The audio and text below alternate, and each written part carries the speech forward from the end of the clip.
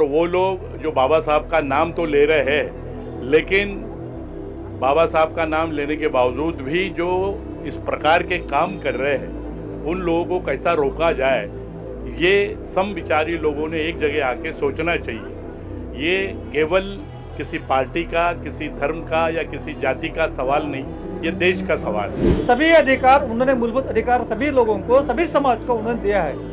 तो मैं ये कहना चाहता हूँ कि लोगों ने अभी जो उनके जो बच्चे कुछ काम है बाबा साहब के, जयंतियाँ पुण्यतिथियाँ मनाने से नहीं होगा, लेकिन बच्चे कुछ काम लोगों ने करना चाहिए, उनके समाज ने करना चाहिए, लोगों में जागृति लाना चाहिए। जो गरीब वर्ग है, पद्ध दलित वर्ग उनको कहा गया है, उनके लिए लोगों ने, सभी समाज ने काम करना चाहिए। अगर ओबीसी समाज का पॉलिटिकल सोशलाइजेशन होता है तो ये जो है ये ओबीसी तबका आज बहुत सामने आता है, क्योंकि राहुल गांधी आज जाति है जनगणना की बात कर रही। यही बात अगर 20-25 साल पहले कांग्रेस से या उभर के आती या बाकी पार्टियों से उभर के आती तो पॉलिटिकल इफेक्ट जो है लोगों में ज़्यादा होता है। बाबा साहब डॉक्टर आम्बेडकर को पूरे देश में और दुनिया भर में लोग अभिवादन कर रहे हैं। अपने अपने तरीके से गीत संगीत के माध्यम से, भाषण के माध्यम से लोग अभिवादन कर रहे हैं उनके कार्यों को, जो ये देश में उन्होंने जो काम किया, देश प्रेम का जो काम किया, लोग याद कर रहे हैं। आज हमारे साथ कुछ ओबीसी संगठन से कुछ लोग हैं, हम उनसे बात करते हैं। हम देखते हैं कि पूरे देश में बाबा साहब के जो विचार थे या जो चेतावनी थी, उसको याद किया जा रहा है, उनको वापस जिया जा रहा है। इस पे आप क्या विचार रखते हैं? मेरा विचार यह है कि बाबा साहब ने जो किया है दुनिया में भारत के अंदर विश्व रत्न उनको कहा गया है बाबा साहब को, क्योंकि उन्होंने वो सभी लोगों को, सभी जात के, सभी कस्टम्स के लोगों को उन्होंने आहुति दी है कि तुम सामने पढ़ो, हम सामने पढ़ने से पढ़ाई करो, ये करो वो करो, ये ऐसा उन्होंने बताया है। जब तक तुम पढ़ाई नहीं करोगे तब तक तुम्हारा भविष्य उज्जवल नहीं होगा, ऐसा बाबा साहब ने मंत्र दिया है सबको। उसके वजह से, बाबा साहब की वजह से आज इस देश में, नहीं तो सारी दुनिया में बाबा साहब का नाम लिया जा रहा है, और बाबा साहब की वजह से सारी दुनिया पढ़ रही है। और उन्होंने जो कॉन्स्टिट्यूशन लिखा है, कॉन्स्टिट्यूशन में सभी धर्मों के लिए उन्होंने व्यवस्था की है, अकेले धर्म के लिए नहीं की, सभी धर्मों के लिए, वो ब्राह्मण हो, ओबीसी हो, एससी एसटी कोई भी हो, सबके लिए उन्होंने पर्याय दी है। पहले के ज़माने में जब पेशवाई थी, पेशवाई के ज़माने में लोगों को कपड़े पहनने का अधिकार नहीं था, बात करने का अधिकार नहीं, कोई भी स्वतंत्रता का अधिकार नहीं था। सभी अधिकार उन्होंने, मूलभूत अधिकार सभी लोगों को, सभी समाज को उन्होंने दिया है। तो मैं ये कहना चाहता हूँ कि लोगों ने अभी जो उनके जो बच्चे कुछ काम है बाबा साहब के, जयंतियाँ पुण्यतिथियाँ मनाने से नहीं होगा, लेकिन बच्चे कुछ काम लोगों ने करना चाहिए, उनके समाज ने करना चाहिए, लोगों में जागृति लाना चाहिए। जो गरीब वर्ग है, पद्ध दलित वर्ग उनको कहा गया है, उनके लिए लोगों ने, सभी समाज ने काम करना चाहिए और लोगों को समाज के ऊपर उठाना चाहिए। हम देखते हैं कि जब बाबा साहब आम्बेडकर थे तो ऑलमोस्ट ओबीसी समाज उनके साथ कंधे से कंधा मिला के स्वतंत्रता की लड़ाई बोलिए, या फिर संविधान की रचने की लड़ाई बोलिए, या इस देश को बुनने की लड़ाई बोलिए, या इस देश प्रेम की लड़ाई बोलिए, या नेशनलिज्म की बात कीजिए। लेकिन आज हम देखते हैं कि अंधविश्वास बढ़ गया है, कर्मकांड बढ़ गया है, और पर्टिकुलर आइडियोलॉजी अपने विचार थोप रही है। तो ओबीसी समाज के ऊपर या फिर बाबा साहब के कार्यों के ऊपर आप क्या बोलेंगे आज के दिन? सर्वप्रथम मैं सभी लोगों को बाबा साहेब आम्बेडकर जयंती के 144वीं जन्मदिन पे बहुत बहुत बधाई देता हूँ। देखिए, आपने जो सवाल उठाया उसमें दो प्रकार की संभावना हो सकती है। एक तो डॉक्टर बाबा साहेब आम्बेडकर जी ने जो एड्रेस किया है सोसाइटी को, है ना, कि पूरे विश्व में खून का एक बूंद भी ना बहते हुए सबसे बड़ी सामाजिक क्रांति डॉक्टर बाबा साहेब आम्बेडकर ने की है। तो इनको, इनके आइडियोलॉजी को मानने वाला एक वर्ग है और इनके आइडियोलॉजी के अगेंस्ट में रहने वाला एक वर्ग है। और भारत का अगर इतिहास देखें, हज़ारों साल का इतिहास है यहाँ पे, तो जो एवरेज लोग हैं, है ना, average in the sense quantity point of view का में, सो उनके ऊपर इतने सालों से जो पगड़ा है ना, अंधश्रद्धा का बोलो, धर्म का बोलो, तो इतने जल्दी वो जाने वाला नहीं है ना। बाबा साहब आम्बेडकर जी ने, यानी कि अभी 75 साल हो गए संविधान दिए, लेकिन वो हज़ारों साल का जो पगड़ा है इनके ऊपर, तो इतने जल्दी मुझे नहीं लगता वो जाएगा। लेकिन धीरे धीरे करके जो भी एक इम्प्रूवमेंट हो रहा है सोसाइटी के थॉट प्रोसेस में, तो मेरा ऐसा मानना है कि बाबा साहब आम्बेडकर जी ने जो एक संदेश दिया था कि यूनिटी, इकट्ठे आओ, पढ़ो और संघर्ष करो, तो जो बैकवर्ड क्लास के लोग हैं तो उनको मेन स्ट्रीम में लाने के लिए बाबा साहब आम्बेडकर ने जो संविधान में प्रावधान दिए है ना, उसके लिए ओबीसी समाज का जो है 340 है ना, 340 342 एससी है, तो जो प्रायोरिटी दी है ओबीसी समाज को डॉक्टर बाबा साहब अम्बेडकर ने संविधान में, तो इसके वजह से यही सिद्ध होता है कि उनका जो विजन था तो वो एक पर्टिकुलर कम्युनिटी के तरफ नहीं था, तो बल्कि पूरे जो कम्युनिटी है ना, अभी जो सा कि हम संविधान में अगर देखें तो we the people of India वहाँ पे लिखा है, तो उनका जो मेन आइडियोलॉजी थी संविधान लिखते वक्त we the people of India, तो ये जात धर्म पात ये तो सेकेंडरी आया, लेकिन लोगों ने उसको एक्सेप्टेंस जो है वो एक्सेप्टेंस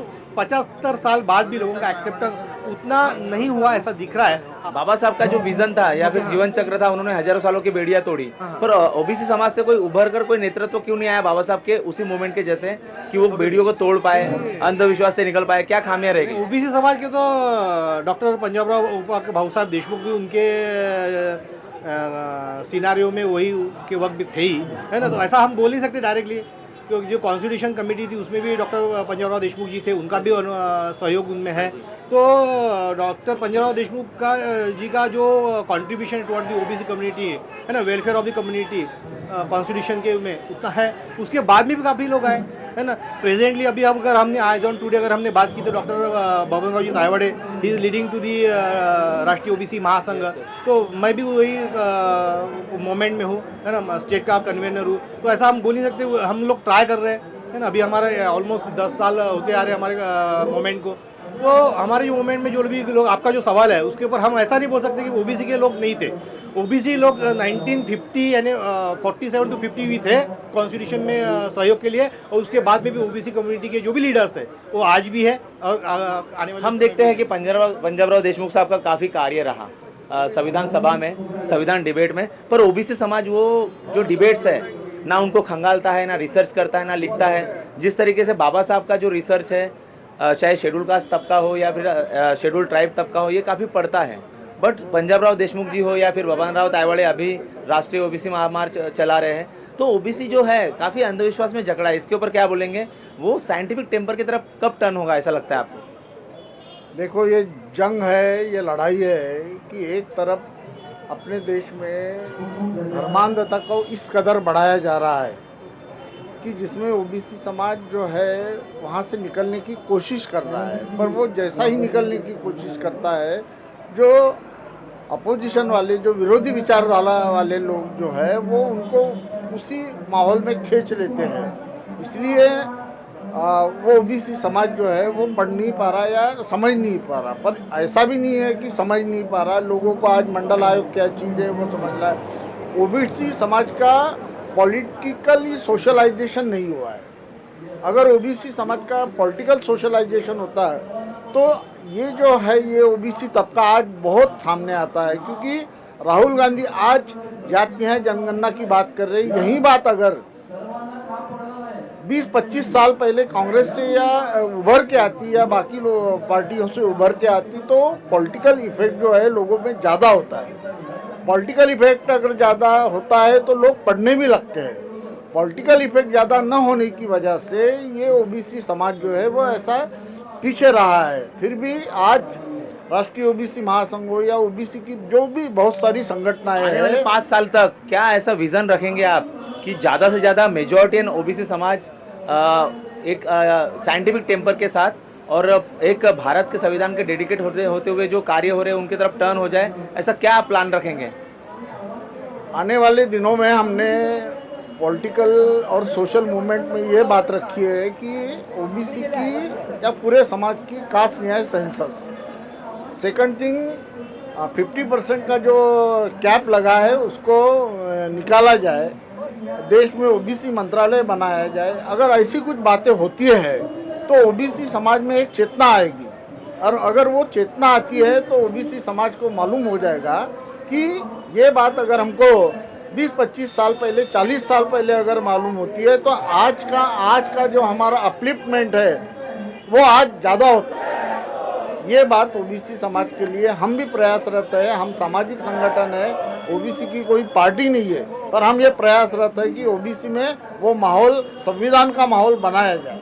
आज बाबा साहब की 134वीं जयंती है और जगह जगह जातीय दंगे हो रहे हैं, इस पे आप क्या बोलेंगे सर? नहीं, कहीं तो भी संविधान के मुताबिक हमारे देश का कारोबार नहीं चल रहा है, यही उसकी वजह है। बाबा साहब ने कहा था कि जिस दिन इस देश की राजनीति धर्म के आधार पर चलेगी, उस वक्त देश की लोकशाही खतरे में आएगी और उसके बाद में देश खतरे में आएगा।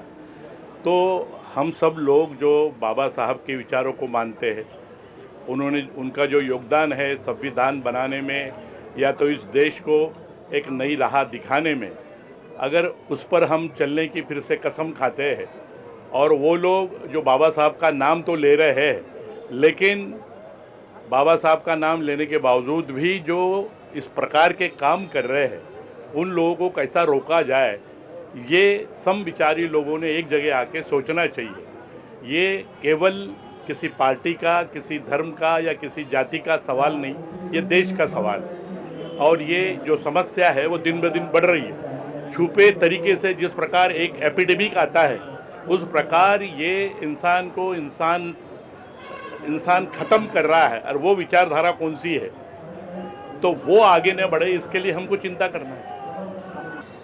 आज परम पूज्य डॉक्टर बाबा साहब अम्बेडकर जी की जयंती है और आप सभी को मालूम है कि सारे विश्व में बाबा साहब ने जो किमिया की है, वह बाबा साहब को मानने वाले लोग सारे विश्व में हैं।